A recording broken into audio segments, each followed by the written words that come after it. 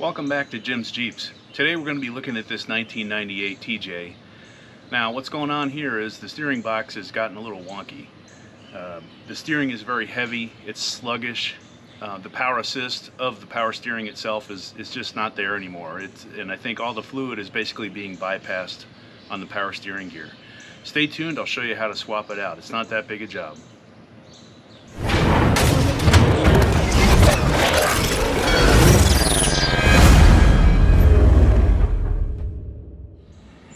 So the steering gear on the TJ is down here just behind the bumper on the driver's side. And you'll see, if you can peek behind there, there are two hydraulic lines that find their way back up to the power steering pump on the top here, on the accessories in front of the engine. And so what we're going to do is, in this particular Jeep, I've already replaced the power steering pump about 5 years ago. And because I'm concerned that there might be contamination from broken down seals in the steering gear itself, I'm going to go ahead and swap out the pump, both hydraulic lines, the pressure line and the return line, and the gear itself. And from that we'll have a completely new power steering system, and it should be great. So what you need to do first in this 1998 TJ is relieve the pressure on the belt. And the way you do that is this idler pulley right below the power steering pump has a 15mm bolt going through it. You want to loosen that up. Don't take it out, just loosen it up. And then in the back, closer to the water pump, is a tensioner bolt.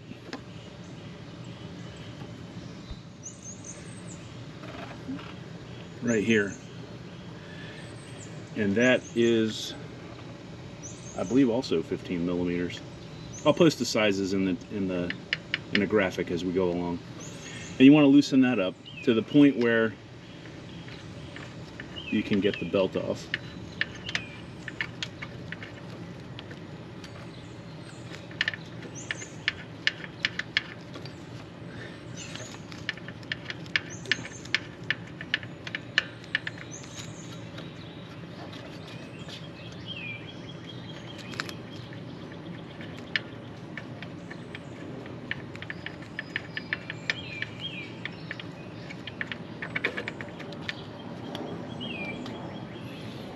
So once it's loose enough, get the belt off. And you don't have to take it all the way off, you can just kind of get it out of the way. And we'll put that back on. The next, what we're going to do is go ahead and take the power steering pump out. And one way to do that is, if you look, a lot of people don't realize this and they get very frustrated.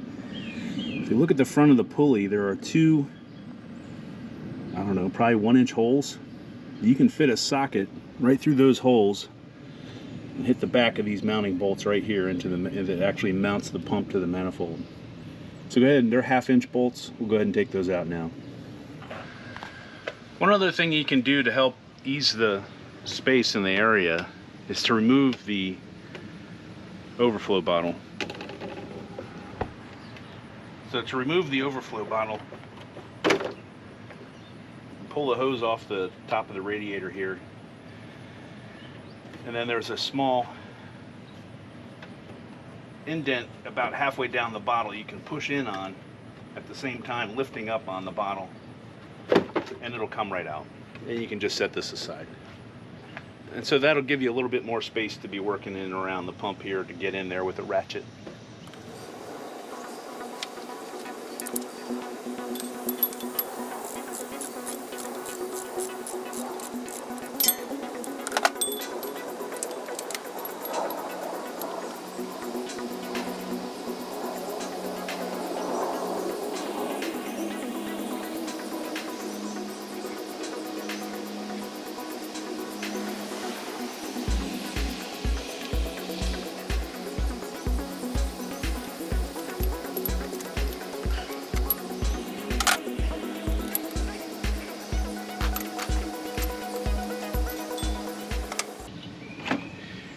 So there are just 3 bolts, 3 1/2-inch bolts that hold the pump onto the bracket it's sandwiched between this bracket and the manifold.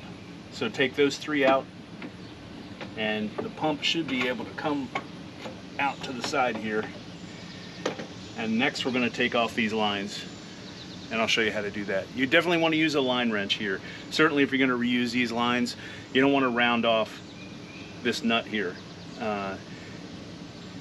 So be careful with that. As is often the case on a Jeep, these nuts are not metric, they are actually 5/8. Your application may be different, but if you use a line wrench you get a better bite on the nut and it should loosen right up. And this is the pressure side here, coming right out of the top of the pump.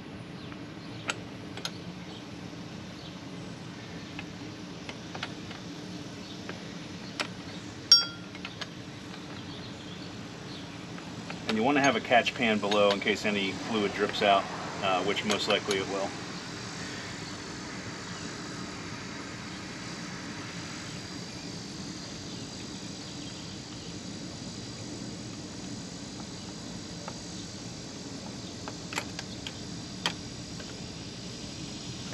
Now the return side is held on with a spring clip, so you want to loosen the spring clip by just pinching it together, and you can put it back down lower on the line so you can get this return line off the reservoir here.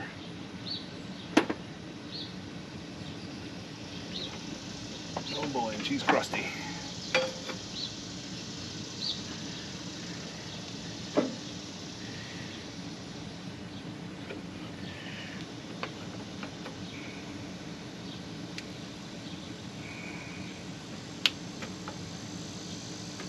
There we go. Pumps out of the Jeep. Okay, so here I have the power steering gear removed. You'll notice it has a plastic reservoir on it. You can remove that by taking these two spring clips off. The other thing we need to do is to get this pulley off, and we're going to use a power steering pump pulley remover to get this pulley off. If you are going to reuse your old pump and just put a new power steering gear on, make sure it's flushed out real well. And the way to do that is disconnect the lines from the power steering gear and flush out the system with probably about 2 quarts of power steering fluid. You don't want to put any other kind of fluid in there. It could ruin the seals on the new gear. So you want to use the same kind of fluid that the Jeep is requiring. In my case, it is power steering fluid. In 2002 and older, it's power steering fluid.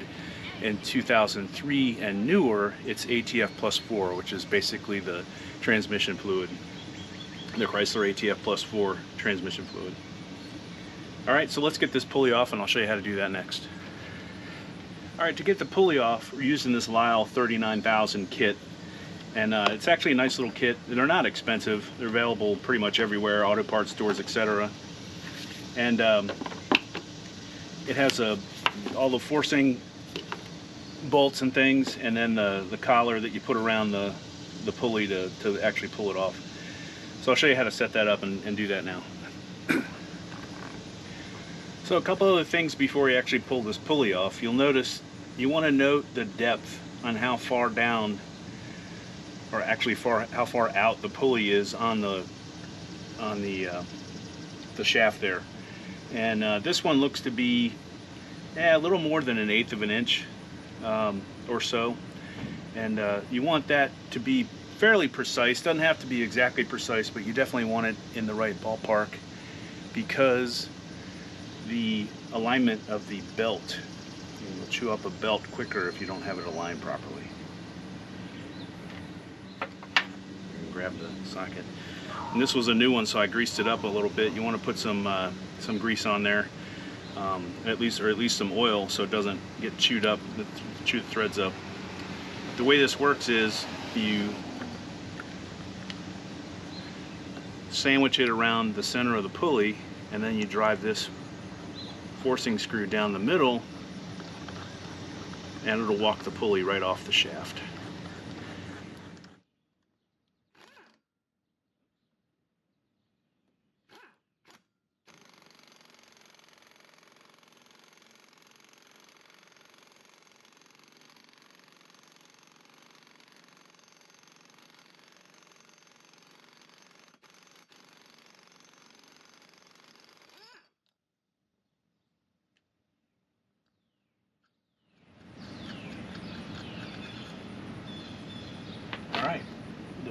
pulley is removed.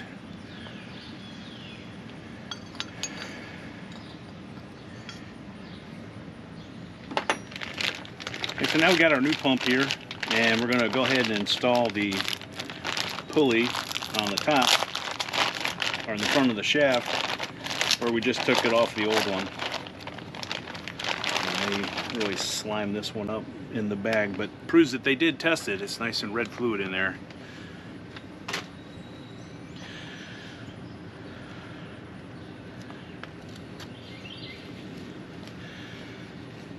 Okay, so this one already has the reservoir put on it. You can see the clips better in this one here. There's a clip here. You pull up on that tab, slide the tab out, or slide this whole clip out. Same on the bottom, and the reservoir pops off. And I don't know if you can see it, but right down in here in the back, there's a small round port that there's a rubber O-ring in there that goes over a plastic piece that fits in there. You place that into position, you kind of push it together, it comes up around the pump itself, and then you slide these clamps back on. And you do that if you are just getting the pump core piece itself, the metal part, and you want to reuse your reservoir. You can save a little bit of money by doing that. Okay, so the way this works, find the bolt from the kit, from the install kit that will fit the internal part of the shaft the best. Place the pulley back over top, and you'll notice that the large forcing bolt that we used before has actually internal threads as well. Those go on the top.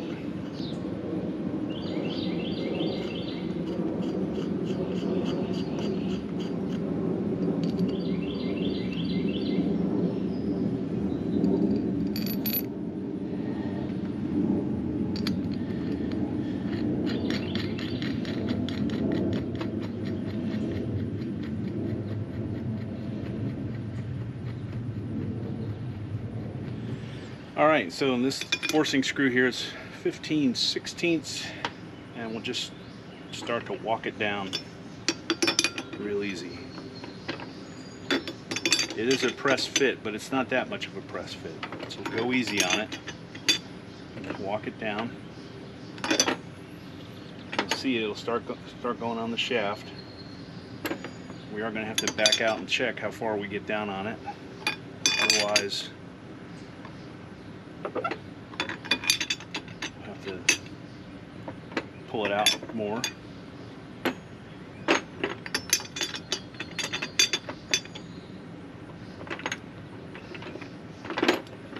Let's see how we're doing here.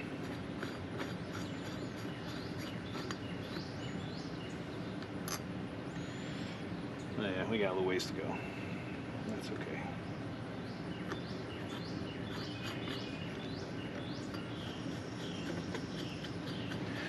So now we have the pulley pressed back on the shaft, and we're ready to reinstall the pump in the vehicle.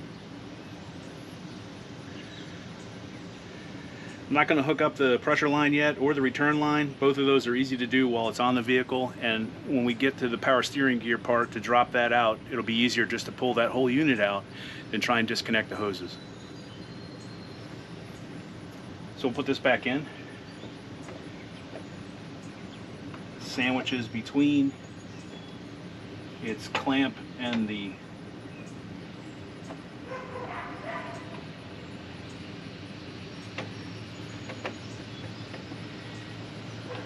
manifold, and all the bolts are the same. Use the hole in the front, line them up, get them all started before you try and run any of them in, because you certainly don't want to cross thread anything in the manifold, as it is cast aluminum, and you really need every bolt to hold this thing in place.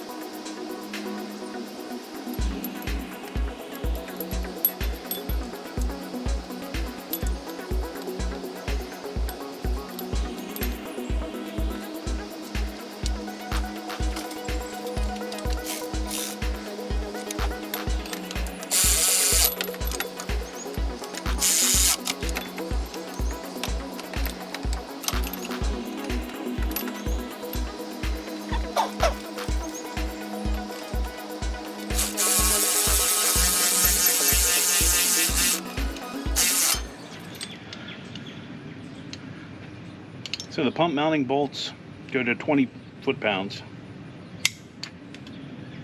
Again, don't over tighten these. If you're not going to use a torque wrench, don't over tighten them. You don't want to strip out the thread pockets in the aluminum.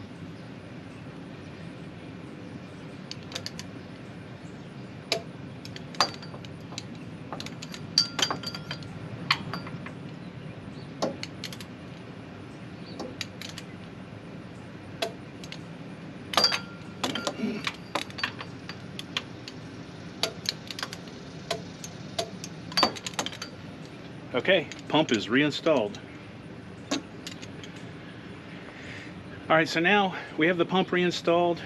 We're going to go ahead and move to the lower section here with the power steering gear itself.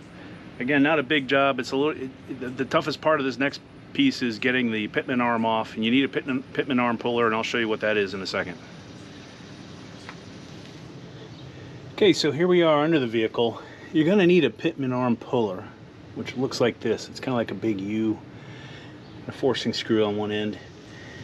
We're going to get this nut off of here, and basically what you do with this is slide it over the top of the pitman arm, and there is a detent in the end of the shaft that you'll drive this forcing screw into, and it will pull the arm off of the shaft. So it goes on there like that. We gotta get the nut off of there first. So let me get it set up and we'll run that nut off next.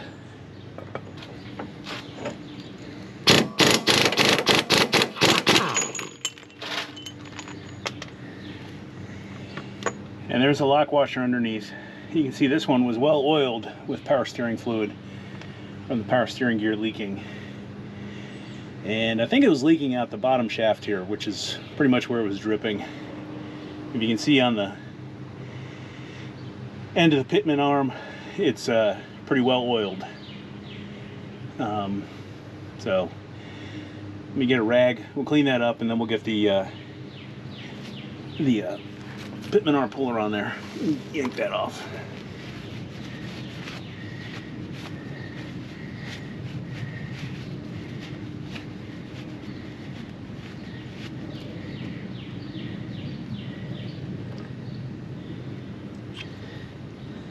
And most pullers are probably 3/4 on the forcing screw, 3/4 inch, aka 19 millimeters. And the pitman arm nut is 33 millimeters.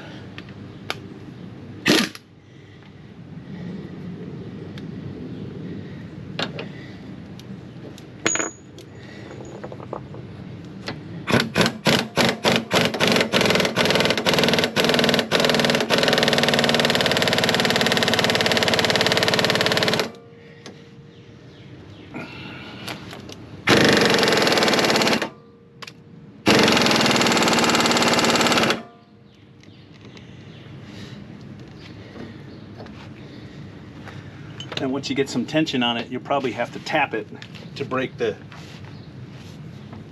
fit.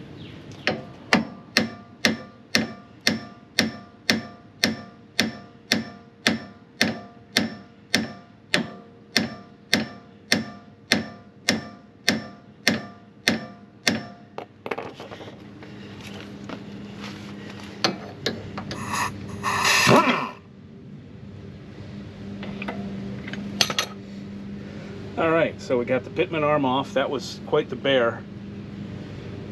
You can see the shaft is tapered, so the more it drives on this way, the harder it's going to be to get off. It's also got splines on it, and there are some key splines and some smaller splines. But in any case, we got it off. And for sure, the bottom seal of the pitman arm shaft here is off the power steering gear is leaking. I can see it oozing out and just kind of dripping down. It's collected all this road grime and dirt and everything like that. So this steering gear definitely needs to be rebuilt, or in my case, I'm just going to go ahead and replace it.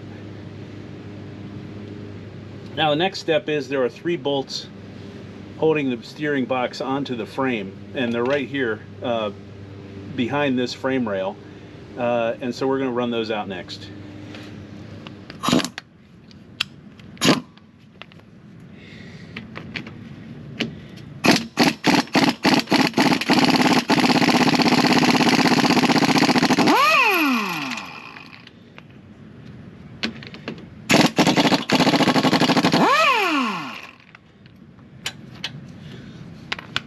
Now for the last one, you probably want to put a jack underneath the front of the steering gear.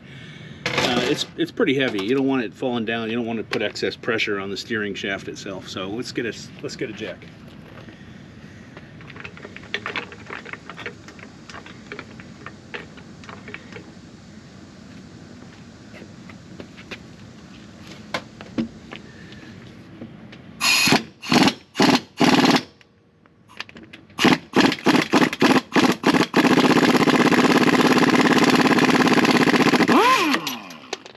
Whoa. Yowza.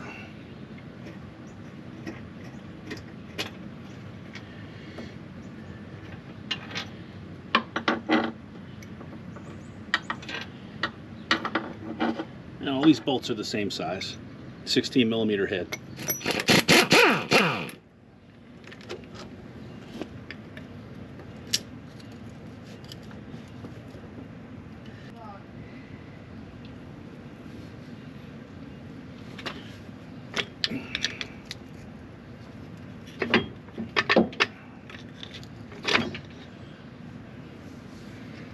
All right. That's it? Thank you. That's it? For now.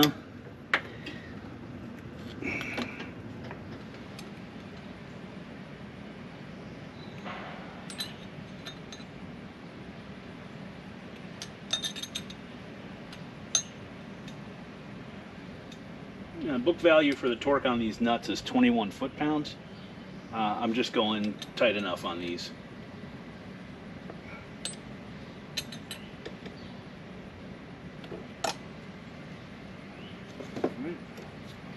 So we got our hose set installed on the power steering gear. Let's get back under the Jeep and get this installed onto the steering shaft first. You'll notice there is a flat spot here that lines up with the flat spot on the steering shaft. Then once we get the steering shaft pinch bolt reinstalled, that gets torqued down to 20 foot-pounds. We'll install the frame to steering gear bolts on the frame, and those go down to 70 foot-pounds. I'll show you that in a second. All right, the trick to this is to be smarter than the Jeep. Sometimes it comes back and it'll bite you, but fish the lines up in there towards the power steering pump. Muscle this back into place.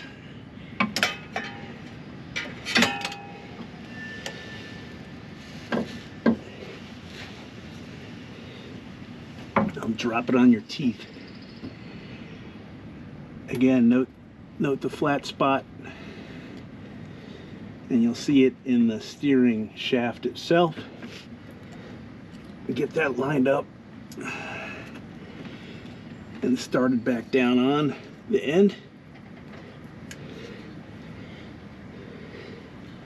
Once you get two of the bolts in, it'll help you get situated.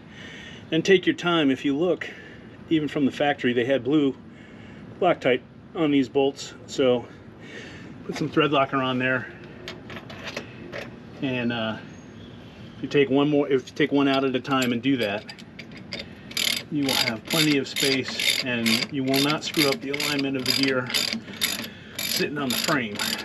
And we're just going to get these hand tight, and in just a minute we will torque them down to the 70 foot-pounds.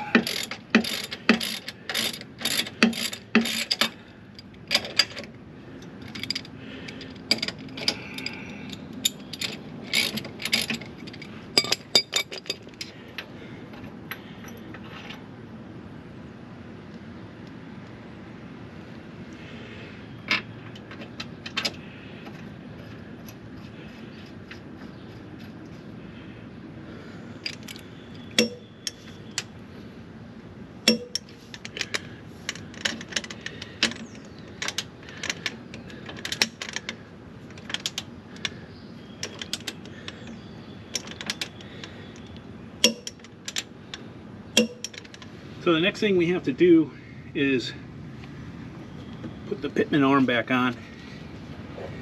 It gets torqued down to 251 foot-pounds, and take note that there are key splines on this. There are larger splines and smaller splines, and you'll see that in the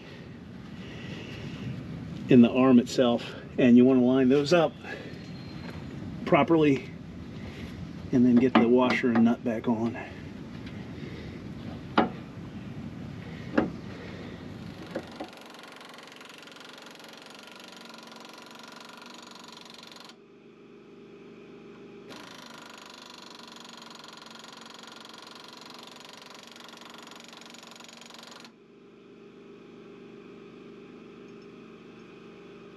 And this one's critical torque. We got to get this nut to 251 foot-pounds.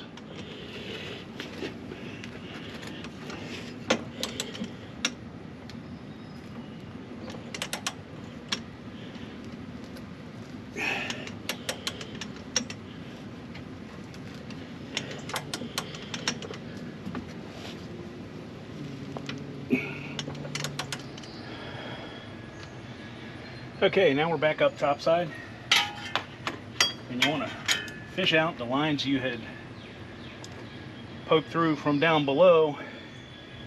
The easiest one obviously to put on is the return hose. Goes on the back of the reservoir. You got to get the spring clamp off the old line, and we'll put the spring clamp on the end of the hose and work the end of the hose onto the reservoir. And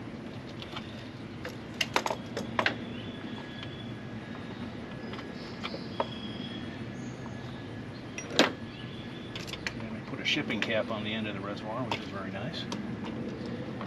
Should have taken that off before I put this on there.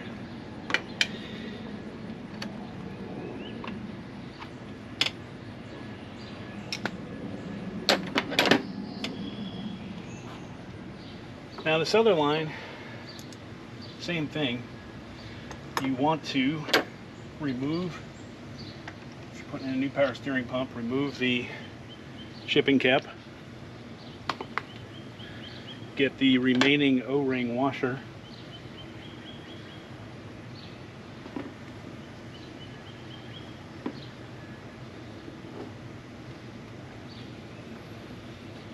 Place it over the end of the pressure line. You can see this hose is bent. Okay, this top one, don't strip it out, for sure. You'll have some problems. Go in finger tight first. Line it up the way you want it for clearance purposes around the housing. And this one on the top is 5/8. I don't know about the bottom ones, are goofy. They were like 17 or 19 or something like that, but not really. I ended up using a 3/4, so that would point towards 19. It wasn't 18, and the line wrench set I have didn't have any of those proper sizes in it. So yeah, this goes to 21 foot-pounds if you have a crow's foot with a line wrench on it, or tight enough. So that's tight enough. Now the last thing we have to do is put the serpentine belt back on, get it properly tightened and adjusted. And I'll show you a neat little tool I have for that. It's actually a really nice little tool. You never know how tight your belts are, and this tool actually tells you how tight they are. It's a tension gauge, and it's kind of a stupid little thing, and I'll demonstrate it when I go to tighten up the belt. Now, if you're not sure of the rotation of the belt, very simply, the teeth side of the belt, the spline side, goes in a pulley with grooves in it. The back side goes across a tensioner or a pulley that doesn't have any grooves in it. Okay, and so that's how you know. Certainly there is a proper routing, and there's usually a routing diagram somewhere. I guess there isn't in here. Anyway, look it up online. It's readily available.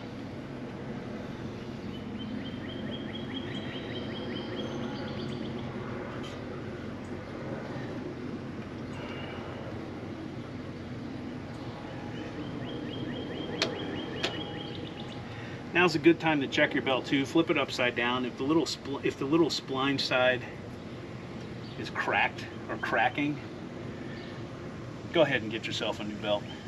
You don't want to be out somewhere and spin a belt off and have all those problems.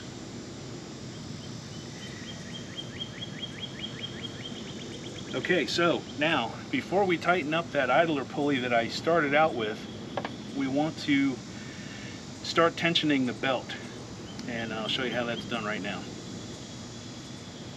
Pretty much want to tighten up this tensioning screw, which brings the lower pulley in. Start tensioning the belt.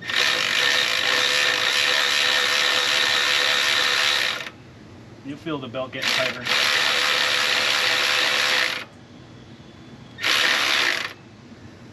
You don't want to get it too tight. Now, let me show you the little tool I have that tells you when it's right. Okay, this little tensioner I have is called a Cricut 2. It's a little aluminum thing. Kind of put your finger in here, and what you do is you can push this down until it clicks, and that'll tell you the belt tension in pounds and kilograms, and we're almost at 100. For a used belt, we want to get it down to about 140, 160, and for a new belt, 180 to 200 pounds. The higher strength or the more tension on a new belt is because over a period of time it's going to stretch out a little bit. But on a used belt, in theory, it's already stretched out, so 140 to 160 is what we're looking for. So we need to tighten this up a little bit more.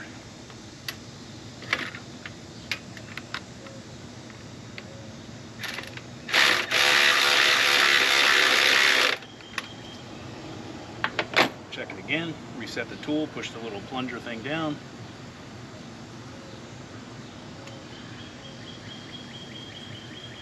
And we're still around 100.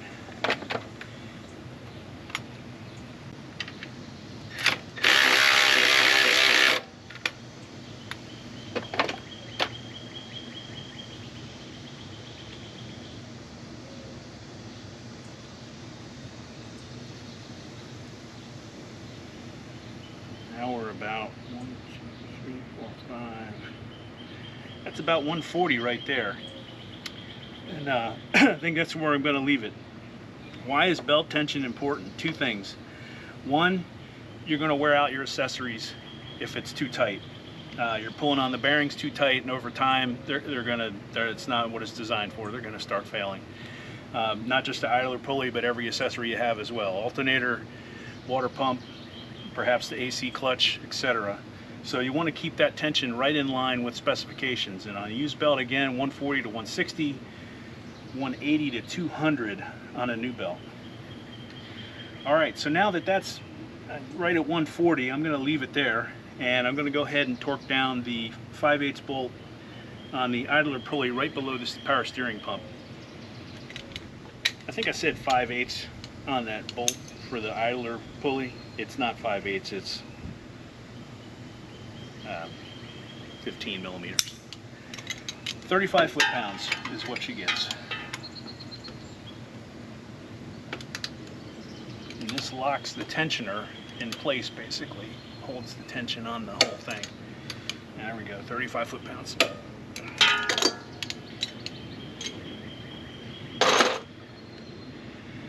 Okay, so that's all done. Now we'll top it off with fluid and give it a check. Now we're going to fill up the reservoir and bleed the system out.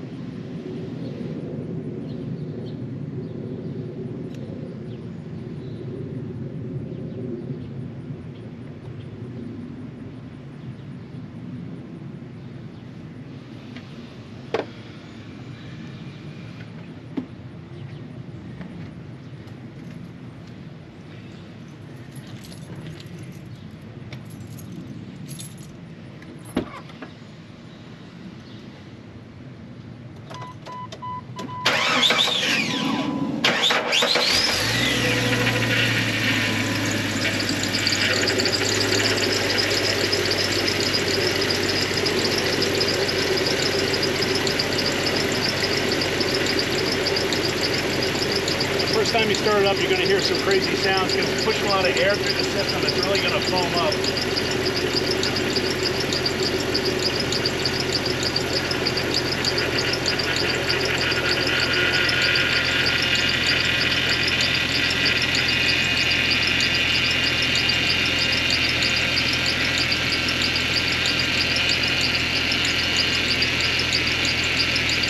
Take a look around all the pressure lines and the return lines, see if there's any leaks.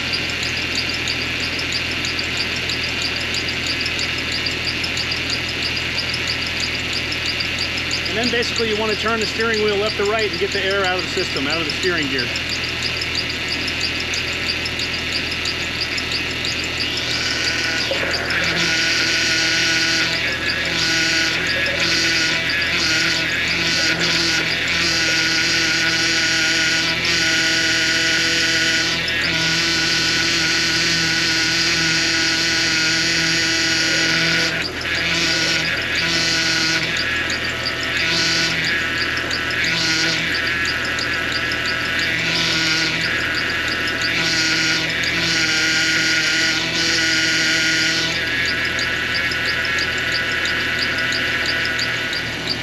That chirping, it's interesting. I think every time I've ever changed the belt or the serpentine belt or whatever and released the pressure, the preload on the idler pulley bearings, it's going to chirp like that for a little while.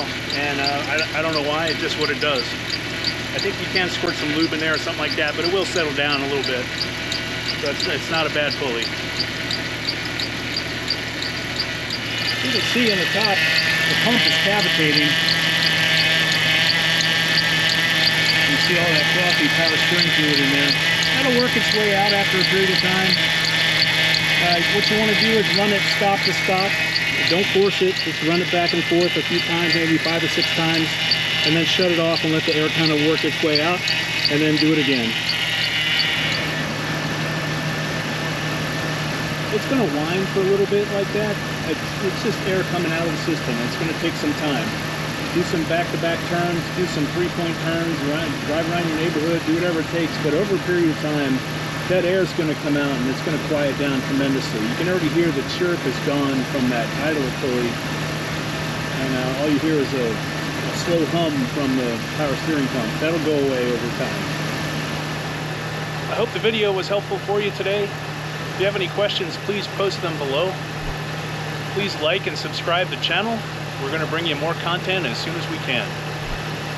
And we'll see you next time on Jim's Jeeps.